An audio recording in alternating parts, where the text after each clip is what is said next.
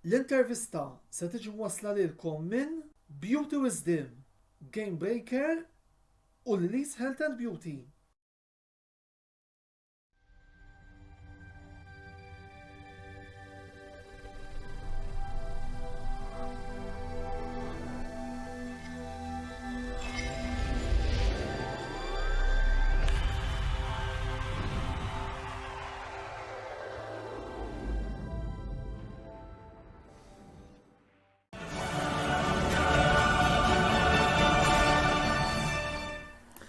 Antonello Bella jisselmilkom u jilqakom għat 52 episodju mis-sensiela l-intervista.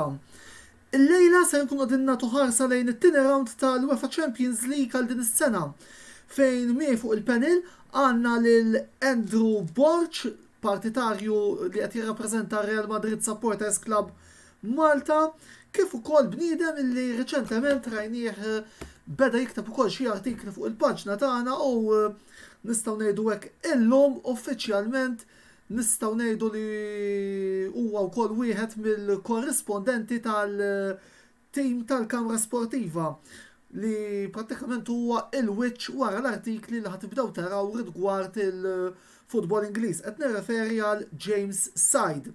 U biex nibdew, James, qabel xejn uffiċjalment merħba fit-tim tal-Kamra Sportiva, nixtieq li twassal l-ewwel messaġġ tiegħek bħala ħanejdu hekk il-membru l-ġdid tat-tim tagħna jekk jogħġbok.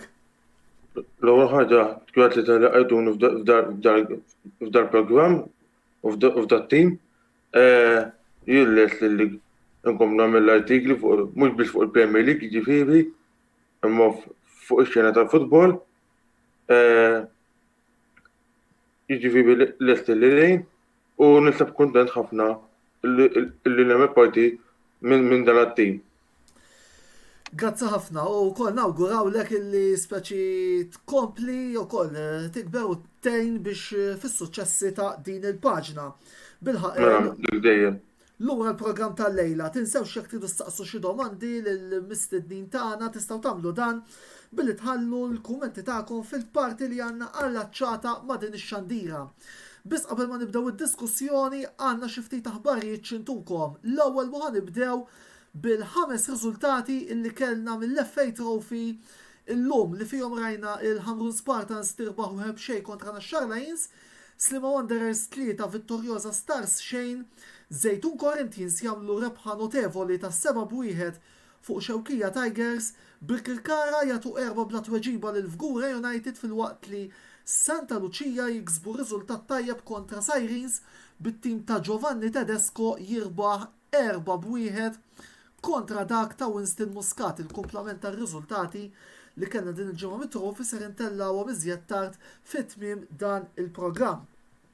Il-lejla wkoll prattikament ser kollna 4 avvenimenti għaddejjin minn 3 kompetizzjonijiet differenti f'żewġ pajjiżi li ser nkunu qed naġġornawkom fuqhom fi programm wieħed illi huwa dan l-intervista.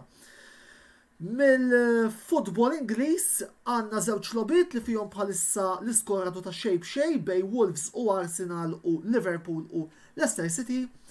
Koppa Italja, Fiorentina tirbaħ 3-2 kontra Atalanta u tgħaddi għas-semifinali. Bħalissa bdiet il-logħba bejn Juventus u Sassuolo, logħba illi għaddew ġiex minuti u ovvjament għadna mingħajr ebda gowl. Il-lejla wkoll ikomplu il-Kazoo Premier League Darts, lejla għandna t-tieni lejl ġewwa Liverpool. Sissa għandna żewġ riżultati illi huma Peter Wright, il-champion tad-dinja, jitlef 6-1 kontra Michael Van Gerwen.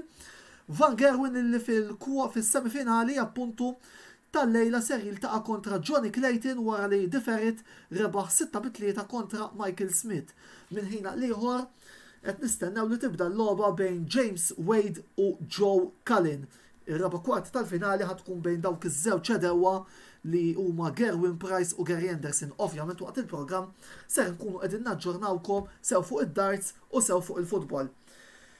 Insomma, nibdew nitkellmu naqra fuq it-tema tal-lum u biex nintroduċu ftit is-suġġett tal-lejla tajjeb illi nagħtu naqra ħarsa lejn il-lobiet illi ser ikollna mit-tieni round tal-UEFA Champions League għal din is-sena li qegħdin ukoll taraw f'dina il-grafika illi qiegħed appuntu ukoll nurikom. Il-lobiet huma dawn: Atletico Madrid kontra Manchester United, Benfica kontra Ajax, Chelsea kontra Lille, Inter kontra Liverpool, Paris Saint-Germain kontra Real Madrid, Red Bull Salzburg kontra Bayern Munich, Sporting Lisbona kontra Manchester City u Villarreal kontra Manchester United. Dawn huma 8 lobiet illi ser ikollna mit-tieni round ta' din il-kompetizzjoni u li ser ikunu qegħdin niddiskutu fid-dettall matul il-programm tal-lejla. U għal daqstant nixtieq illi nibda bl-ewwel domanda li hija domanda ġenerali lil Andrew u lil James. Meta nagħtu ħarsa lejn dawn il-polots, għandna diversi lobiet li ser ikunu mill-aktar interessanti. Xtaqt li nieħu kumment ġenerali fuq dawn il-lobiet tat-tieni round qabel ma nibdew nitkellmu fid-dettall appuntu fuq dawn il-konfronti. Nixtieq li nibdew minn Andrew, anke minħabba l-fatt illi wkoll sissa għadna ma smajniex minn għandek. Iva, mela, jiena rigward il-lob li ġej jidher interessanti ħafna li it-timijiet li għad baqa bħalissa tista' tagħżel uħud minnhom u tgħid forsi dawk żgur ħajgħaddu, però mill-lob li għad fadal bħalissa 50-50 chances ta' min ħajgħaddu min mhux ħajgħaddi. Permetti li sekonda Skuża se jkolli ninterrompi aġġornament minn ġewwa l-Allianz Stadium, Juventus jiftħu l-iskor wara 5 minuti permezz ta' Paulo Dybala. Juventus 1 Sassuolo 0. Tista' tkompli. Iva, mill-lob li nista' nara huwa li ngħid huma pjuttost deċiżi minn qabel ma jintlabu qatt mhu hekk fil-futbol, però tista' tassumi min ħajgħaddi huma l-Manchester City kontra l-Sporting u li kolli ngħid li l-Bayern ukoll kontra Salzburg għandhom jgħaddu bl-ebda problemi. Anke forsi Chelsea mal-Lille, però l-bqija mill-bqija hija diffiċli ħafna biex tgħid żgur ħajgħaddu team partikolari around li jmiss. James, minn naħa tiegħek, kumment ġenerali jekk jogħġbok? Naqbel perfettament. Mela għal Andrew hemm ċertu lobiet li fuq il-karta mill-tieni jkun aħfef mill-oħrajn, però l-futbol ovvjament ma jintax fuq il-karta, jintlab fil-ground. Hemm ċertu lobiet bħal tal-Real, tal-United, ra jkunu aktar diffiċli mill-eżempju tal-Bayern Munich u tal-Chelsea jew tal-City. Però kif nerġa' nirrepeti, il-futbol ma jintax fuq il-karta, jintlab fil-ground. Kif tilab il-tajwet, il-ħadd ma tittafda. Issa forsi vera il-Bayern Munich għandhom aħfef imma ma tiftaħ doħħon u aħfefaw. Kapaċi jaslu minn hawn ġifieri. Andrew, Real Madrid se jkunu qed jiltaqgħu ma' Paris Saint-Germain f'konfront mill-istilel fejn fost l-oħrajn se naraw ir-ritorn ta' wieħed mill-akbar rivali tagħkom fi żmien li kien ma' Barcellona, Lionel Messi. Dan huwa l-ewwel dera tal-Pulce bil-flok ta' Paris Saint-Germain minn meta ħalla lil Barcellona fis-sajf li għadda. Qabel xejn, min taħseb li hu l-favorit bejnkom u bejn il-Franċiżi? Dejjem nixtieq ngħid Real Madrid ħajkunu l-favoriti, però mal-futbol jiġu ċirkostanzi li kieku saqsejtni dik Mela jidher li għandna wkoll xi id-domanda ġimagħtejn ilu kont ngħidlek naħseb ir-Real huma tisimgħuni? Iva jidher li wkoll hemm xi ftit problemi ta' konnessjoni minn naħa tiegħek, Andrew. All right, okay. Kompli. Li kieku saqsejtni 2 weeks ġimagħtejn ilu x'kienet min huma favoriti kont ngħid ir-Real Madrid, però bħalissa għaddejn minn ftit kriżi ta' injuries ta' players importanti. L-ewlieni huwa Benzema, apparti Ferland Mendy, left back, u min-naħa l-oħra il-PSG għandhom il-Neymar li għadu kemm daħal lura beda training mat-tim reġa' wara xarrej barra, u anki Messi li fl-aħħar ta' sena li għaddiet kellu xi injuries u issa qiegħed jkupra sew u donnu qed isib ċertu forma. Ġifieri żgur ħajkun eċitat li jilgħab kontrina biex forsi jikkawża xi tip ta' upset. L-ewwel sensazzjoni tiegħek fuq dan ir-ritorn ta' Messi din id-darba biflok differenti minn dak tal-Barcellona. Ifhem jiena Messi irid inkun onest trid tapprezzah bħala football player, ġifieri iva kien jilgħab kontra Barcellona, però ma nistax jekk ma tħares lej il-fatti li l-futbol jekk tħares lej il-fatti tkun taf x'inhi l-verità huwa player tajjeb ħafna, però li nixtieq huwa li jilgħab kontrina jew ma jilgħabx, it doesn't matter, u li ma jagħmilx effett bħal dis-sena li qed naraw mhux qed jagħmel daqstant effett fit-tim ta' PSG. Nixtieq li jkompli bin-nuqqas ta' effett li qed ikollu li qed ibati minna kontrina, mhux joħroġ kontrina sew. Aġġornament minn darba minn ġewwa l-Molina Stadium, Arsenal jiftħu l-vantaġġ kontra Wolves bl-iskor ta' 1-0 gow ta' Gabriel fil-25 minuta. Arsenal 1, Wolves xejn. Sa dan it-tant ukoll qed nara kumment ta' Franco Aloisio. Iva Franco, tista' tkompli segwina tara l-logħba tat-tim tiegħek. Iżda fl-istessin aħna wkoll iva se nkun qegħdin naġġornaw fuq il-logħba bejn Juventus u Sassuolo. Mela, domanda oħra li għandi għalik Kendru qabel ma naqilbu għal James. Taħseb li ir-rebbieħ eventwali ta' din l-isfida jista' eventwalment isir il-favorit numru 1 għal-rebħ finali ta' din il-kompetizzjoni? Iva, naħseb li dal-aħħar 3 snin għalkemm ir-Real fl-Ewropa battew ftit, jibqa' l-fatt li huma għandhom l-iktar Champions League u dejjem jipperformjaw. Rari narawhom jinqalgħu in the last 16 ir-Real.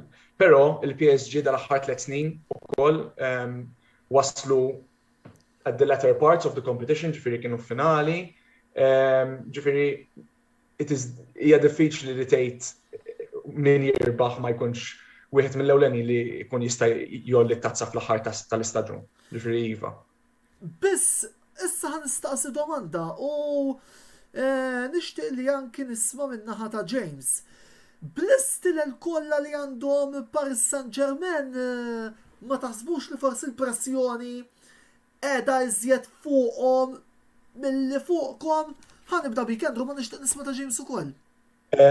Iva, l-pressjoni qiegħda ħafna fuqhom, għandhom tim li tista' tgħid kważi kull pożizzjon li għandhom fit-tim għandhom wieħed mill-aħjar jekk mhux l-aħjar players fid-dinja, ġifieri għandhom il-Mbappe, għandhom il-Donnarumma, il-goalkeeper, Hakimi right back, il-left back Nuno Mendes li qiegħed bħalissa on loan ma probabbilment jixtruh fl-aħħar tas-season. Huwa tajjeb immens ukoll. Ġifieri bħala individuals huma tajbin ħafna li qed ibatu dal-istaġun huwa li jilagħbu iktar bħala tim. Ġifieri l-pressjoni iva minħabba. Mela, James, tista' tidħol inti sadattant? Efemni, bħala pressjoni minn dubju li qiegħda fuq il-PSG fuq il-karta huwa tim aħjar għandhom ħafna players tajbin, Messi, Mbappe, Neymar, Ramos, dal-huma l-aqwa golu tad-dinja. Però l-problema tal-PSG li hemm ħafna player power li tista' taffettwa ħażin fuqhom u għalhekk nemmen li roħod Real Madrid tim li dejjem kif qal Andrew jipperformja. Huwa tim ovvjament krita il-Champions League u peress dejjem naraw fil-kwarti xi semifinali jew finali Real Madrid ġewwa tim kbir, huwa tim li dejjem jipperformja.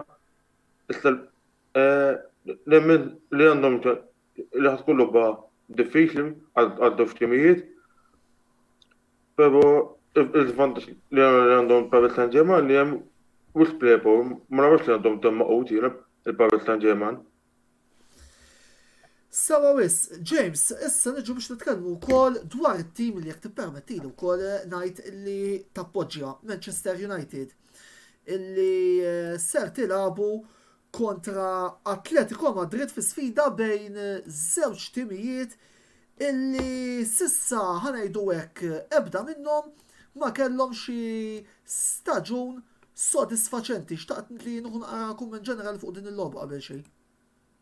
Eżatt, kemm aħna United kena high expectations ta' stil.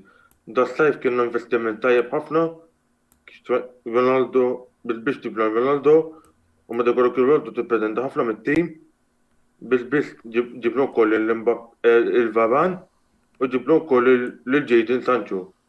U distan kien expected il-Manchester United jimprovjaw u li kompetu għal-lig.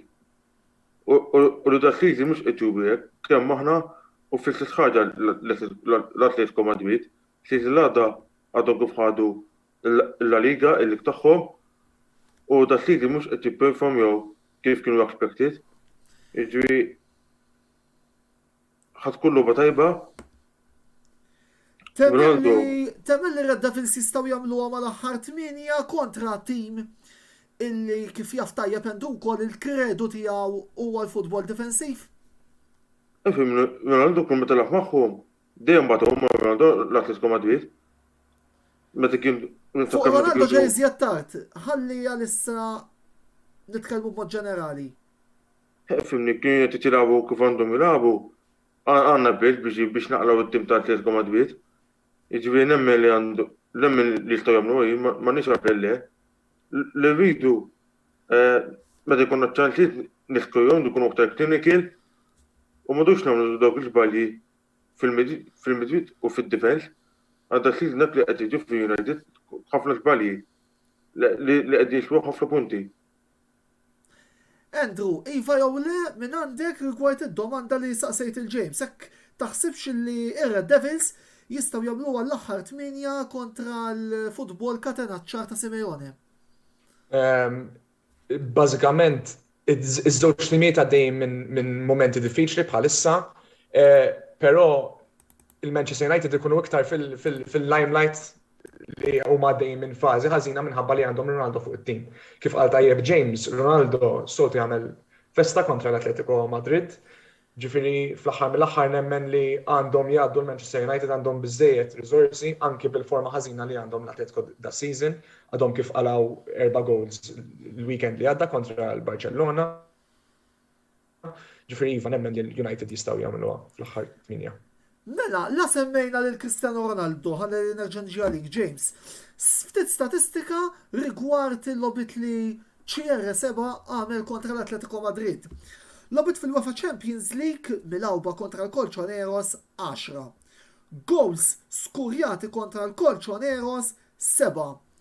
Numri impressjonanti illi komplu jikkonfermaw kemm il-Portugiż ser ikun fundamentali biex jieħu t-tim fuq spaltu matul dawn iż-żewġ konfronti.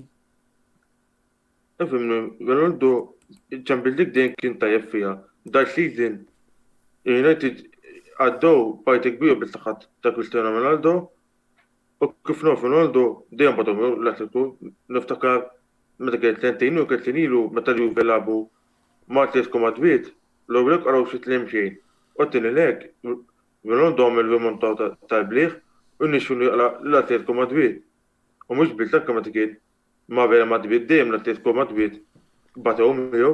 Nsemmi per eżempju l-finali tal-2016 f'San Siro fejn tista' tgħid Ronaldo kisser il-ħolma tal-Atletico u bil-gols tiegħu ta' waħda minn dawk il-ħafna tazzi li Andrew gawda f'dal aħħar snin. Eżatt, jiġifieri l-Atletico dejjem batew ma' Ronaldo. Perissa Diego Simeone naħseb jixtieq pattilu Ronaldo. Esattament, aġġornament qabel ma mmorru għar-riklami, Liverpool jiftħu l-iskor fl-34 minuta permezz ta' Diogo Jota, Liverpool 1 Leicester xejn. James, għalissa nirringrazzjak. Issa semmaw l-waqfa qasira ta' riklami u kif neġu lura ser ikollna intervent li ġie rikordjat nhar it-tnejn li għadda flimkien ma' Aaron Camilleri, partitarju ta' Liverpool, u bniedem li qed naraw ukoll xi ftit messaġġi minn għandu bil-kummenti għala Cristiano Ronaldo, Neil Portelli li ġej mill-Inter Club Pupi Zanetti Malta fejn ser nitkellmu dwar il-konfronti bejn Inter u Liverpool. Għal daqstant, ibqgħu magħna lura wara dan il-blok ta' reklami.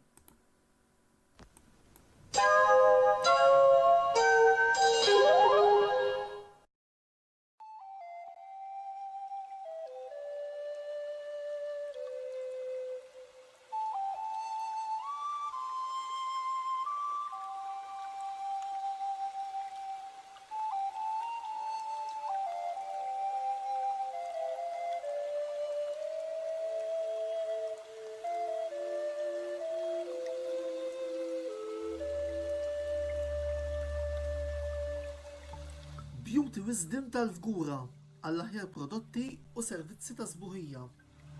Żuru wkoll Nails by Sharona fl-istess stabbiliment għall-aħjar servizz ta' trattament ta' dwiefer.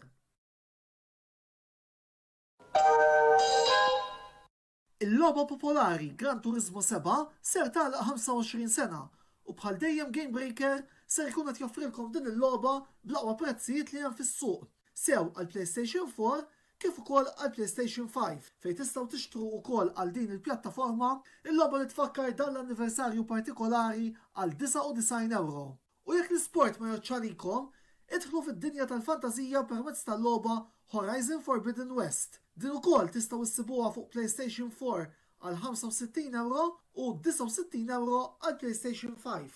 Għalhekk ħodu vantaġġ minn dawn l-offerti u ixtru dawn il-logħbiet il-ġodda għal PlayStation mingħand Game Breaker. Game Breaker, l-aqwa logħb tal-PlayStation, Xbox u Switch. Lily's Health and Beauty, għall-aqwa prodotti ta' nutrizzjoni, make-up u aċċessorji. Żuru l-paġna ta' Lily's Health and Beauty fuq Facebook għal iżjed informazzjoni.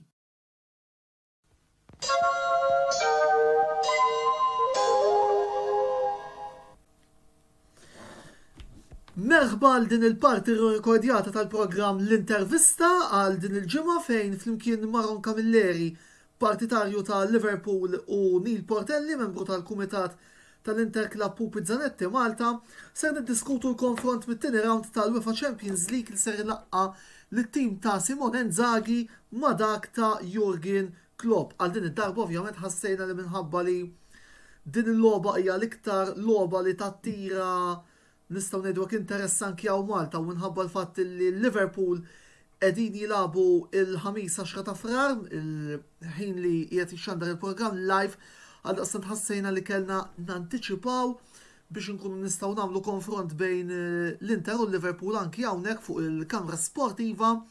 Għal daqstant dik kienet ir-raġuni għalfejn il-programm, anzi l-parti tal-programm li tirgwarda Inter Liverpool ħanamluha irrekordjata.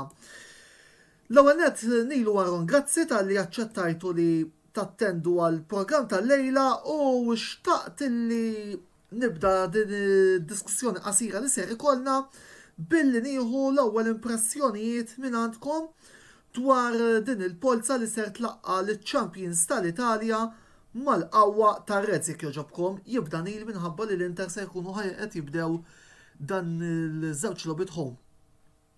FM, telab mal-Liverpool, telab mal-Liverpool, Liverpool ġel Ewropa, nafu xi sarfu. L-istorja tagħhom hija storja ta' suċċess. Jien li ngħidu li l-ewwel polza meta ġejna mal-Ajax. Ġejna mal-Ajax. Imma mbagħad rajt li ġejna mal-Liverpool tipo qalbi għamletti waqfet. Tipo ġew il-Liverpool. Konna Tipo wieħed li mit-timijiet illi fl-Ewropa ma tixtilab kontriħ plas illi nafux qawwa kbira se ngħidu għat-tieni round, sewa nafux qawwa kbira meta huma sens il-Liverpool jilagħbu ġew Anfield.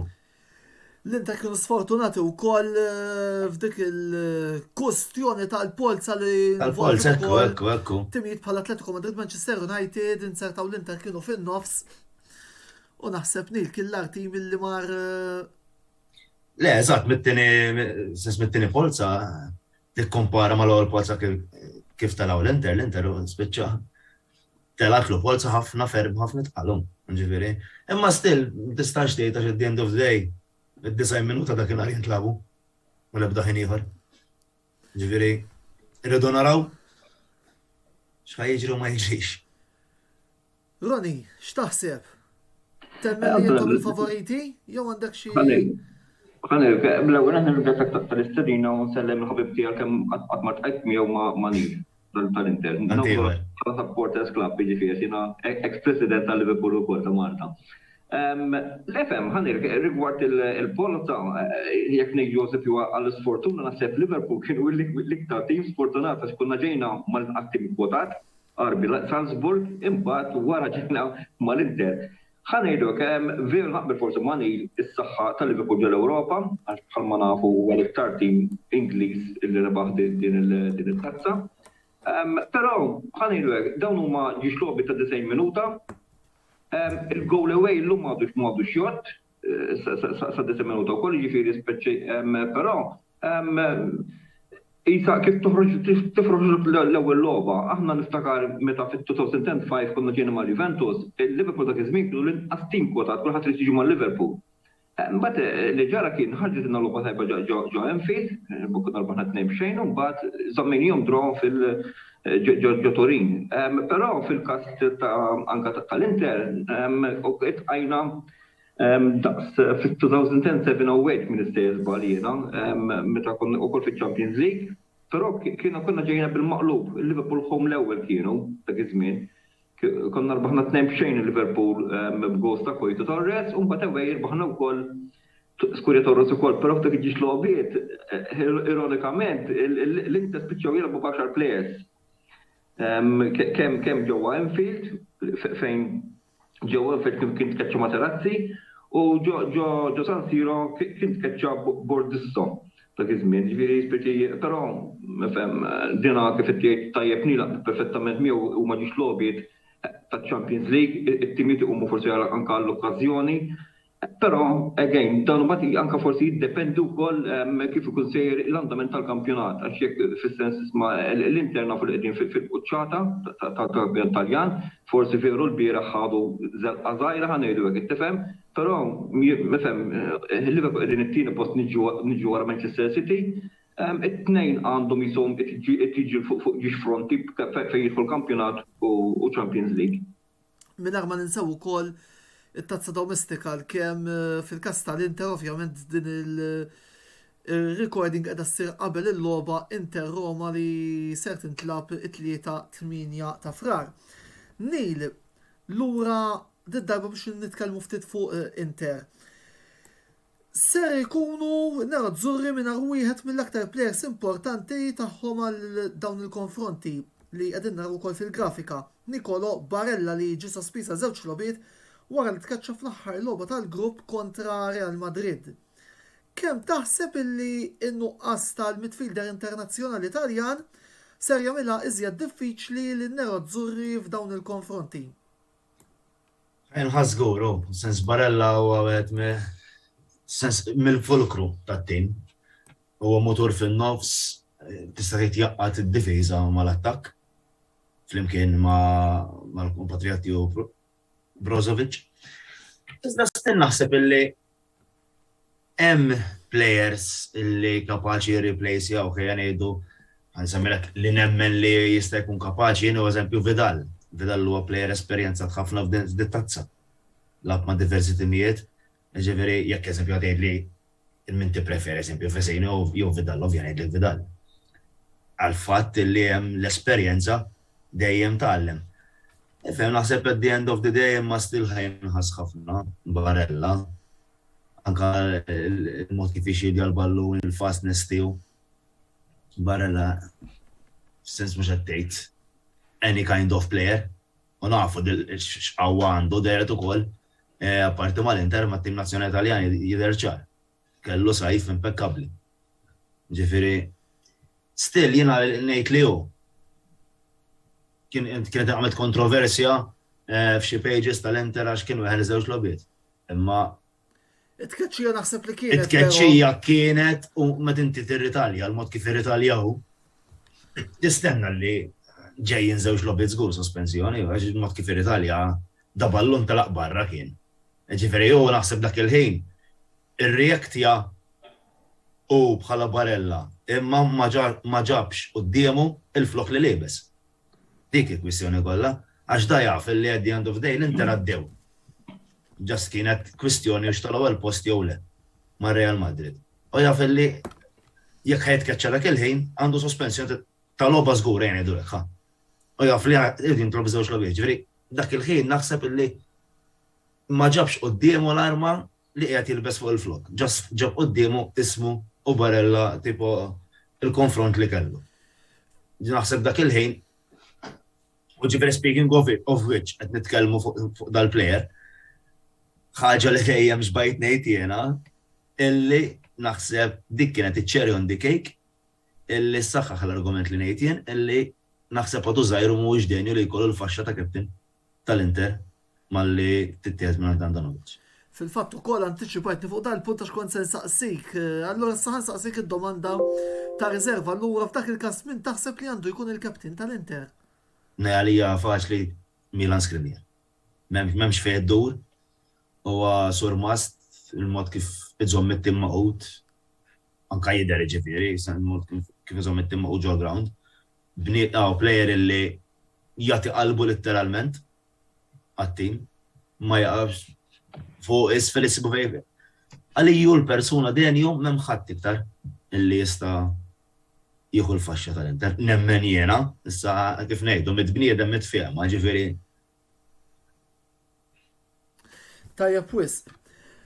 Roni, min-naħa l-oħra nixtieq illi miegħek nitkellem fuq żewġ ritorni mill-aktar mistennija li ser ikunu dawk ta' Sadio Mane u Mohamed Salah friski mit-tazza tan-Nazzjonijiet Afrikani li ratom ikunu mal-protagonisti maż-żewġ timijiet nazzjonali tagħhom fil-każ ta' Mane mas-Senegal illi rabħu l-finali u fil-każ ta' Salah mal-Eġittu illi waslu sal-finali iżda tilfu bloti tal-penalties.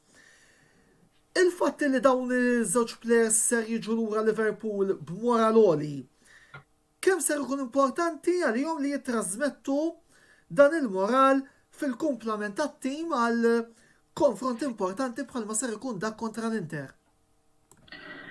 Ħanejdu, forse ħankun daqsxejn kontroversjali ħanejdu hekk jiġifieri li għax dana is-sistema ta' kif jilgħab Klopp, il-plejers kollha huma motivati, raġuni jiġifieri ċara tal-qed ngħid jien huwa ta' meta labna kontra l-Barcellona, konna labna away klifna kitab xejn, Mane u Salah fit-tim.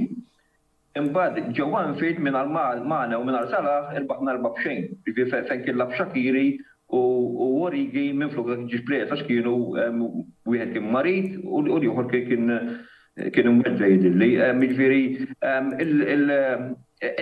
naħseb li il-moral ta' Salah ma naħseb li huwa wisqoli bħalissa il-biera onestament xtaqthom jirbħu tnejn jiena, però ma kienx possibbli kienu ma' timiet opposti. Mane ovvjament veru nemmen li huwa għandu ħajkollu moral ġej ovvjament mill-dana Senegal. Kienet l-ewwel darba li rabħu din it-tazza, però imma ħnejdu jiġifieri Vera li tilfu fil-finali Salah imma kien protagonista fil-mixja ta' pajjiżu lejn il-finali, volli ma jistax jgħid li kellu. Ovvjament li tilbaħ it-tazza huwa jieqtek bħala moral għandu moral baxx għax tilef il-final, jiġifieri huwa sa tifhem fil-fatt il-kameras kollha affokati fuq u kienu l-bieraħ wara it-telfa, jiġifieri però jiena nemmen li Klopp huwa il-fulklur tat-tim aħna tagħna. Jiġifieri jiena fiduċjuż li jilgħab min jilgħab quddiem kapaċi jagħti dak li mitlub mit-tim ta' Liverpool. Jiġifieri tim ta' Liverpool huwa jien nistħejla qisha magna qed jilgħab dak il-plejers, kulħadd jaf x'għandu jagħmel, kulħadd jaf il-logħba x'inhi. Fil-fatt il-bieraħ daħlu ġplejers prattikament biex nejġġoda wieħed minnhom huwa l-aħħar akkwist Luis Diaz li ħadna mant il-Porto illi ifsit li daħal kellu tala 60 gol U anka Harvin Elliott li ilu mweġġu barra minn Settembru għamil gow tajjeb ħafna. U daħal b'gowl il-fatt il-bira. Harvey Elliott. Harvey Elliott daħal b'gowl il-bira. Ritorna b'gowl. U gow li gow kien gow tajjeb, ġifi mux speċina. Pero, again, narġonejt, ġifi Martinello, dana dinja l-logħba tal-futbol, huwa il-Liverpool bħalissa dik li għandu dik il-sistema illi, speċjalment tal-pressing, illi hemmhekk nemmen forsi ngħid li għandna daqsxejn fuq l-Inter bir-rispett kollu, illi forsi bħala atletikament naħseb illi huma aktar b'saħħithom milli huma l-Inter bħala logħba imdur dik il-logħba tal-pressing u ovvjament fiċ-Champions League minn is-selbot iddaħħal 5 substitutions, jiġifieri għax ġol Ingilterra għadhom irribbit li jitlaw. Allura jista' illi fejn kun si jagħmlu xi tokki jagħmlu u sissa bħalissa hemm full squad issa impenjat. Apparentament jiġifieri m'hemm ħadd qisu tal-fersing biex nidhom li huma injured jew hekk sakemm ma tidħolx ma tibqax għaddejja l-COVID. Sewa wis, Neil biex nagħlqu wkoll dan l-intervent qasir fuq din l-logħba. Nixtieq li nuħu l-okkażjoni kif inti wkoll tirrappreżenta lill-Inter Club Pupi Zanetti Malta biex ittina l-aħħar aħbarijiet min-naħa tal-klabb tagħkom. Nafu ukoll li dalwaqt se terġgħu iġġibu ex-player interista ieħor, għaldaqstant nħalli fidejk biex ittina ftit l-aħħar aħbarijiet sew fuq din il-mawra kif ukoll fuq x'inhu jiġri fil-klabb tagħkom bħalissa jogħġobjuhek. Mela, prattikament il-player sense zvelajni diġa minn ħajkun il-mitico Zio Beppe Bergomi. Il-programm ta' żjara tiegħu għadu qed jiġi finalizzat, fil-jiem li ġejjin ħankunu qed nħabbru uffiċjalment il-programm kif se jkun imqassam. Ovvjament din hija sens daħħin ġib mill-klabb Inter Club u Bizanetti. Iżda hija okkażjoni miftuħa għall-interisti kollha Maltin. Essaċ mhux essaċ għall-interisti biss, imma anke min ikun dilettant ssib xi fanatiku fimtni, qed tifhimni ta' Bergomi jew hekk, fimt, ġifieri dejħa tkun miftuħa l kulħadd, open. Speċjalment ovvjament għall-interisti kollha Maltin. Min-naħa tal-klabb tagħna. Ġifieri naħa tal-klabb tagħna sens naħdmu biex ovvjament nkunu iktar dejjem viċin il-membri interisti tagħna. Bħala numru dis-sena din numru sabiħ ta' membri. Naħseb li iktar laqgħat kellna bħala membri. Ovvjament naħdmu kif naħseb jaf il-ħabib tagħna Roni taħdem xi kultant ma ssibx it-triq kif tgħidha lix ħassib it-tumba f'nofsha. Ġibri tagħmel li tistgħu. Nipprovaw dejjem għall-aħjar għal ġid tal-membri. Grazzi. Fil-jiem li ġejjin ovvjament kif qed lek ħajkun qed joħroġ il-programm uffiċjali. Nispera narak ton. Nipprova nagħmel dak li hu possibbli biex anke naċċetta dan l-invit li qegħdin tagħmlu li hu minn hawnhekk. Għax naf kemm inti fissat fuq Bergomi. U konnu l-okkazjoni biex nirringrazzjakom tal-istedina. Grazzi Neil u Aron tal-li ħadtu sem f'din il-part rekordjata tal-programm. Blokki ieħor qasir ta' reklami u nerġgħu nirritornaw lura flimkien ma' Andrew u James għal komplement tax-xandira fejn din id-darba ser nerġgħu naqilbu live. Ibqgħu magħna.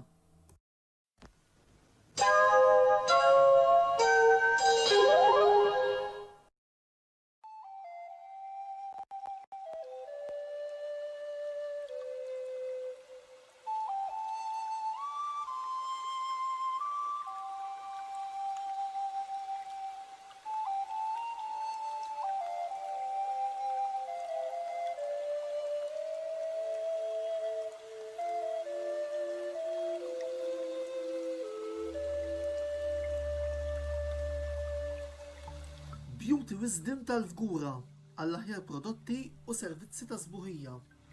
Żuru wkoll Nails by Xarawna fl-istess stabbiliment għall-aħjar servizz ta' trattament ta' dwiefer.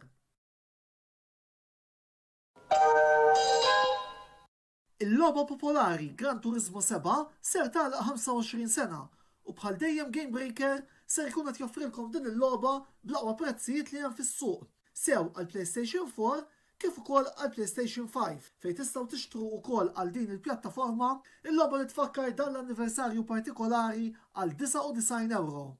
U jekk l-isport ma joċċalikom, idħlu fid-dinja tal-fantażija permezz tal-logħba Horizon Forbidden West. Din ukoll tistgħu issibuha fuq PlayStation 4 għal €65 u €69 għal PlayStation 5. Għalhekk ħodu vantaġġ minn dawn l-offerti u ixtru dawn il-logħbiet il-ġodda għal PlayStation mingħand Game Breaker. Game Breaker, l-aqwa logħb tal-PlayStation, Xbox u Switch. Lily's Health and Beauty, għall-aqwa prodotti ta' nutrizzjoni, make-up u aċċessorji.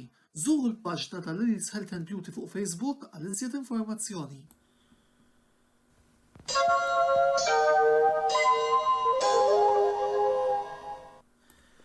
Merħba lura t-tielet parti tal-programm l-intervista, l-produzzjoni ta' diskussjoni illi kull nhar ta' ħamis aħna tal-Kamra Sportiva qegħdin intellaw u wkoll nixtieq ftit l-okkażjoni biex nirringrazzjakom tal-feedback u appoġġ kontinwu li qegħdin tagħtu l dan il-programm li iva jaħdilna ħafna xogħol bħala tim tal-Kamra Sportiva, speċjalment jien u l-assistent tal-produzzjoni Mark Xkembri, iżda li meta nisimgħu l-feedback tagħkom tgħidulna l-proset tal-programm hija xi ħaġa li timlina b'ċertu sodisfazzjon. U ninsab ċert li fil-futur anke James ser ikun qiegħed jgħin u jikkollabora biex dan il-programm flimkien mal-kumplament tat-tim tal-Kamra Sportiva li huwa kompost minn Wayne McAuliffe illi rajna ftit tal-ġimgħa ilu u Dejdzil Tabone, apparti jien Mark u James, inkomplu biex naħdmu biex nollu l-livell sewta tax-xandiriet kif ukoll ta' programmi oħra u kontenuti oħra li jkollna fuq il-paġni tal-medja soċjali tagħna tal-Kamra Sportiva. Il-lejla flimkien miegħi u James għandna lill-membru ta' Real Madrid Supporters Club Andrew Borg fejn ukoll jekk tixtiequ tagħtu xi kummenti tistgħu tagħmlu dan billi tħalluhom fis-sezzjoni li għandna allaċċata fix-xandira tagħna għandna wkoll kumment mingħand Neil Kawki fejn qed jgħidilna mexxina Neil Portelli ovvjament invista tal-parti irrekordjata li rajna. Aġġornamenti mill-diversi lobit li għandna d-dajjin bħalissa, rajna wkoll xi aġġornamenti li daħlu live fuq l-intervent recorded li kellna. Fl-Ingilterra, żewġ lobit li qegħdin fuq l-iskorta wieħed b'xejn fil-ħin tal-mistrieħ, l-Arsenal minn fuq ġewwa Wolverhampton u l-Liverpool kontra l-Leicester hemmhekk mill-żball żgħir meta daħħalt il-grafika tal-ħin tal-mistrieħ nitlob skuża wkoll ta' dan l-iżball affarijiet li jiġru dawn huma affarijiet ġodda li qegħdin nippruvaw nesperimentaw biex dejjem nollu il-livell tal-programm. 41 minuta logħob Juventus wieħed Sassuolo wieħed. Dik fejn tidħol il-Koppa Italja, Premier League Darts, Van Gerwen jirbaħ 6-1 kontra Peter Wright, Johnny Clayton jirbaħ 6-3 kontra Michael Smith, Joe Cullen, 6-3 kontra James Wade u bħalissa maddejja l-logħba bejn Gerwin Price u Gary Anderson daw qegħdin 2-2. Wara dawn din logħba jkollna is-semifinali. Mela, inkomplu issa ma' James u ma' Andrew u nixtieq li issa nitkellmu fuq il-logħba bejn Villarreal u Juventus, logħba oħra li possibilment kapaċi tkun waħda interessanti. Did-darba Andrew ħanibda bik. Bħala wkoll wieħed li segwi Villarreal u l-futbol Spanjol. X'taħseb li huma ċ-ċansijiet illi Sottomarino u Marijo għandhom li javvanzaw għar-round li jmiss? Bla ma niddisrispetta il-talent li għandhom fit-tim, għandhom players tajbin ħafna li jirrepreżentaw kemm l-Spanja, tim nazzjonali, kif ukoll rising talent, ħafna żgħar, Jeremy Pino per eżempju, għandhom Pau Torres kull mandu 25 u għatim tajjeb, mexin minn coach tajjeb li għandu esperjenza tajba fil-Europa League, mhux fil-Champions League, rebaħ ħafna meta kien ma' Seville. Però il-Juventus dal-istaġun kif rajna fil-group stages ipperformjaw tajjeb ħafna kontra dak fis-serje ma kienu xutejn tajjeb wis, però fil-Champions League sejjer tajjeb għandhom xi akkwisti ġodda wkoll issa mid-January Transfer Market u allura nemmen li l-Juventus għandhom jgħaddu mhux faċilment, però għandhom biżżejjed riżorsi biex jgħaddu sew għal-round li jmiss. Mingħajr ma niddirrispetta it-talent tal-Villarreal. James, issa li Juventus akkwistaw il-Dusan Vlahovic u lil Denis Zakaria, taħseb illi it-tim ta' Massimiliano Allegri għandu biex verament javvanza dan ir-round u jikkompeti biex sforsi sa fl-aħħar jirbaħ din it-tazza li tant u maċċana liha? Iva, issa blokkus li għadu kif għamlu, Dusan Vlahovic nafu kif kien mal-Fiorentina, kien striker tajjeb immensi ġifieri, u nemmen ħajkun l-istess mat-tim ta' Juventus. U l-istess ħaġa kamara kif mis-sejs ġabuh minn Gulbek, tim Ġermaniż. Mont il-Mönchengladbach ġabuh il-Zakaria. Ma ġiblak bakar. U nemmen li għandhom biżejjed plejs biex jistgħu jaqlaw it-tim ta' Villarreal. Minn kien tim ta' Villarreal mhuwiex tim ħafif xejn. Għal kif nafu, sfortunatament kienu jibħuna. Le, esattament, huwa tim li xorta waħda wieħed irid jagħti każ u anke x'għandhom il-Villarreal ma rridux ninsew li għandhom rekord tajjeb mat-timijiet Taljani. Jiġini frasi dak il-famuż staġun 2005-2006 fejn rebħu kontra l-Inter anki jekk dikinhar naħseb Roberto Mancini għandu tikka żejra mit-tort fuq kif u l-kome Villarreal għaddew. Andrew, ħanerġa' niġi għalik issa u din id-darba nixtieqek illi ittina ftit aħbarijiet rigward x'inhu jiġri fil-klab tagħkom. Dana bħalma jiġri f'kull programm aħna meta jkollna rappreżentanti ta' supporters clubs dejjem nagħtu l-spazju saħħa jkunu ċċettaw li jattendu biex ituna xi semmaw leħinhom ukoll x'inhu jiġri fil-klab tagħhom u naħseb li dan huwa l-mument opportun Andrew biex tgħidilna naqra x'inhu jiġri fil-kamp lokali tal-partitari ta' Real Madrid. Grazzi. Iva, aħna għandna qegħdin grupp ta' madwar 100 membru bħalissa, għandna grupp fuq Facebook li huwa Real Madrid Supporters Club Malta. Min huwa supporter forsi qed jara x'għandira bħalissa huwa supporter mhux parti minn dan il-grupp. Jistaw għanna l-page u kol, ġifri jistaw jibatu fuq il-Real Madrid Supporters page Malta biex inżidu għom fil-grupp. Fejħna f'dan il-grupp naġġornaw il-xurxin biex jiġri fil-lob, injuries, forsi akkwisti li realet jimmiraw. Nejnu l-xurxin u kol għal-min irrit fil-grupp jitla Spanja biex jara xi logħba u ma jkollux esperjenza jixtri tickets, eccetera. Ġifiri familja żgħira fejn nitkellmu fuq il-futbol u niddiskutu l-affarijiet flimkien. U dejjem nixtiequ li nkomplu nikbru. Qabel il-COVID bħalissa qed nippruvaw forsi nerġgħu nirrankaw ftit konna niltaqgħu wkoll biex naraw il-lob. U bħalissa għaddejjem minn fażi biex nerġgħu nibdew ninaqdu għall-lob biex għas ikollna dik l-atmosfera fiżikali u mhux minn fuq Facebook biss. Tajjeb wis, u daw kollha li forsi jixtiequ jidħlu fil-klabb min jistgħu jikkuntattjaw. Jistaw jew jikkontattjaw fuq il-page, ġifieri hemm il-page Real Madrid Supporters Club Malta, jew inkella ikunu qed jaraw jistgħu jikkontattjaw lili fuq Facebook, jew il xi membru ieħor li jkunu jafu huwa supporter tar-Real Madrid, però l-paġna hija accessible għal kulħadd. Tajjeb wis, l-aħħar domanda hija ħansejħula hekk, domanda solitament li hija obbligatorja. Kapaċi tipprevedu min taħsbu li ser ikunu 8 timijiet li ser jagħmlu għall-kwarti tal-finali? Iva, jien għandi l-lista preparata. Ovvjament. Ħanżommu kall-aħħar però, ħanibda bik James. All right. Naħseb il-Liverpool naħseb ħatkun logħba tajba. Imma naħseb li l-Liverpool ġabu l-biża minn dak l-akkwisti u l-Inter għandhom dik l-inġiri naħseb ta' Babel naħseb il-Liverpool ħajgħaddu. Iva? Naħseb timiet Ingliż naħseb kollha ħajgħaddu jiena. Liverpool United naħseb kollha ħajgħaddu. Naħseb il-Real Madrid minn kien PSG għandhom tim aħjar, nemmen li ħajadu tim ta' Real Madrid, nemmen li ħajadu wkoll Bayern Munich, il-Juventus, u l-Manchester u mumkin hemm oħrajn. Benfica Ajax, l-logħba l-oħra. Naħseb l-Ajax. Doba tkun tajba, imma nemmen il-tim tal-Ajax naħseb għandu jgħaddi. Kif għandu fil-group stage, i-performu aktar mill-mistenni kien minnhom bil-bil taw l-tim tal-Borussia Dortmund. U naħseb għandhom tim tajjeb ħafna, għandhom il-Dusan Taġit, għandhom plejer tajbin immens, u nemmen l-istu jagħmlu għandhom immens. Rajtek tkellimt ħafna fid-dettal rigward Ajax. Se nsemmilek isem, Tenkat.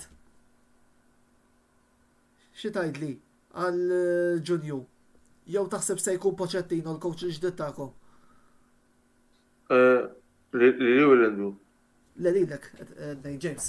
Bħala Manchester United issa. Naħseb huwa plejer tajjeb, United għandhom l-akkusti, kif qed jiġi x-xogħol. Let nitkellmu fuq il-coach hawnhekk. Ten Hag. Ten Hag jew Pochettino? Jili kun nażel, naħseb immu jekk ma jaqpax għajnek para coach, immu għallebek Ten Hag, nemmen huwa coach tajjeb immens, u nemmen li huwa coach ideali biex imexxi United, għax kif qegħdin naraw ma Ajax qed jagħmel xogħol verament brillanti. U jien Pochettino mhuwiex coach ħalin, imma Tottenham dejjem top 4. Mux li ħalim, mux li d-dala madux li kien. Ikon nasabimu għallewek Ten Hag. Sewa wiz, sa dan it-tant ukoll fl-Allianz Arena, Juventus wieħed Sassuolo wieħed ħin tal-mistrieħ. U Andrew, għandek il-lista? Iva, naqbel ħafna ma li qal James, jiena ħanibbekja Real Madrid. Qed nibża mill-PSG, però dejjem irid nemmen fit-tim li nissapportja jiena. U nemmen li anki bil-injuries li għanna bħalissa għanna natu ġlida sew l-PSG biex naddu għal-round li jmiss. Nemmen u koll il-Bayern ħajaddu, il-timijiet Ingliżi kollha għandhom jaddu, il-City, il-Liverpool, il-Chelsea u l-United.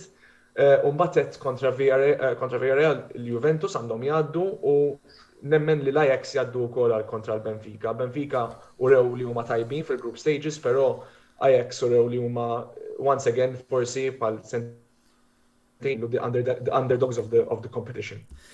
Mela, fl-aħħar mhux l-inqas ħallintikom il-previżjonijiet tiegħi u kummenti forsi fil-qosor biex ikollna l-serata. Atletico Madrid Manchester United ifhem. Taf tkun logħba triki, però nemmen illi se tkun kwalifikazzjoni sofferta ħafna tim ta' Manchester United. Benfica Ajax, nemmen li l-Ajax għandhom jaddu bla problemi.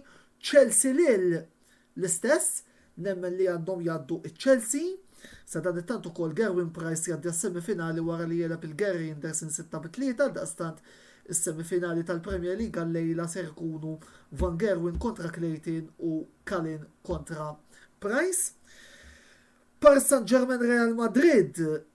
Taf tkun sfida tajba, Però jiddispjaċini għalik Andrew ma naħseb il-PSG ser nexxilhom jiżolqu minna di.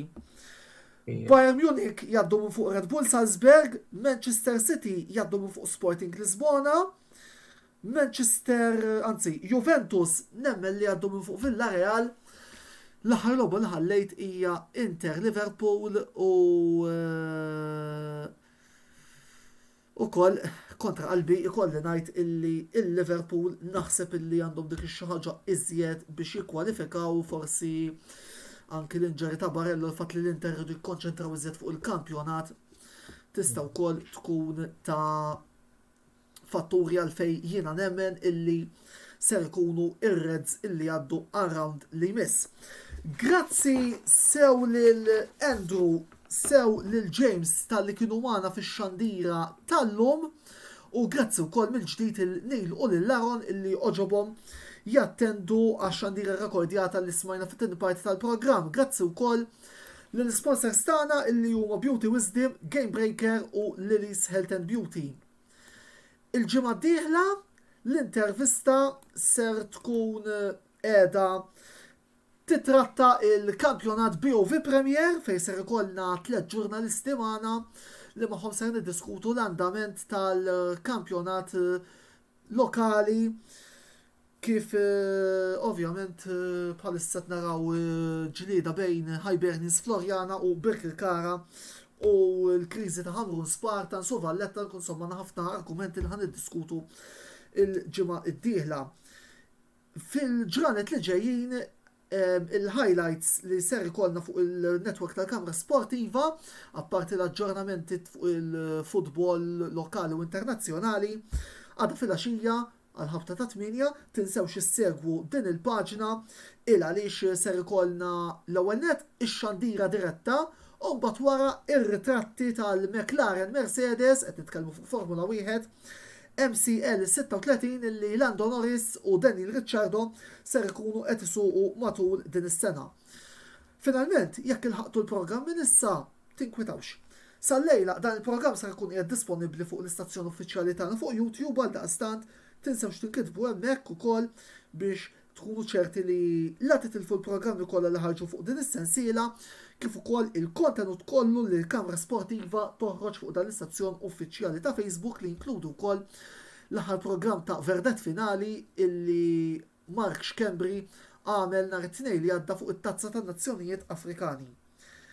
Sakemm nerġgħu niltaqgħu, jiena Antonello Bela ma tfadalli xejn inżid li nirringrazzjakom tal-li kontu magħna llejla u nawguralkom il-lejl tajjeb. Saħħiet.